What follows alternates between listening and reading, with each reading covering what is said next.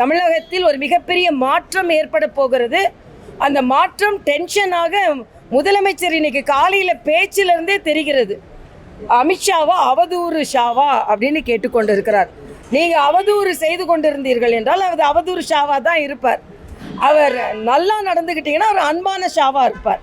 நல்லவர்களுக்கு அன்பான ஷாவா இருப்பார். நீங்கள் அவதூறு நிகழ்த்தி கொண்டிருக்கிறீர்கள் என்றால், அவதூறு பரப்பி கொண்டிருக்கிறீர்கள் அவதூறு ஷாவா தான் இருப்பார். அதனால் அன்பே சிவம் என்பதுதான் எங்களோட ஒரு நோக்கம். மரியாதைக்குரிய அமித்ஷா அவர்கள் எங்களுக்கு ஏற்கனவே மதுரைக்கு வந்து திருச்சிக்கு வந்து எங்களுக்கு மிகப்பெரிய பலத்தை கொடுத்து சென்றிருக்கிறார். அதனால் நாங்கள் எல்லாம் ரொம்ப உற்சாகமாக இருக்கோம்.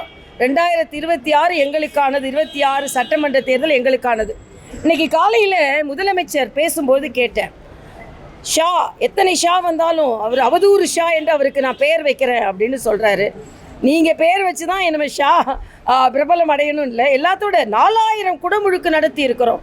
பாஜக ஆட்சி செய்கின்ற இடத்துல குடமுழுக்கு நடத்தி இருக்கிறார்களா? சவால் விடுகிறேன் என்று கேட்குற முதலமைச்சர் அவர்களே, இதுவரைக்கும் மத்திய அரசில் ஒரு ஊழல் குற்றச்சாட்டு கூட இல்லை. ஆக நாங்கள் மத்திய அரசை ஊழல் குற்றச்சாட்டு இல்லாமல் நடத்தி கொண்டு இருக்கிறோம். ஊழல் குற்றச்சாட்டு இல்லாமல் திமுக இருக்கிறதா? அதாவது இந்து மதத்திற்கு எதிரானவர்கள் நாங்கள்னு சொன்னதற்கு அமித்ஷா அவர்களுக்கு 4000 குடமுழுக்கு நடத்திட்டோன்னு சவால் விடும் முதலமைச்சர் அமித்ஷா இன்னொன்னையும் சொன்னார்.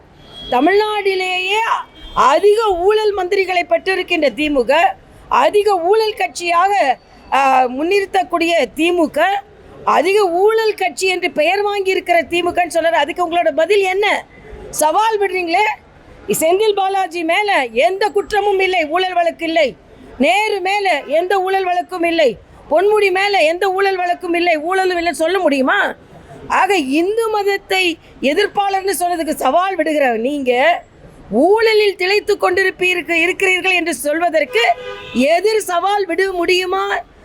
ஸ்டாலின் அவர்களே, முடியாது.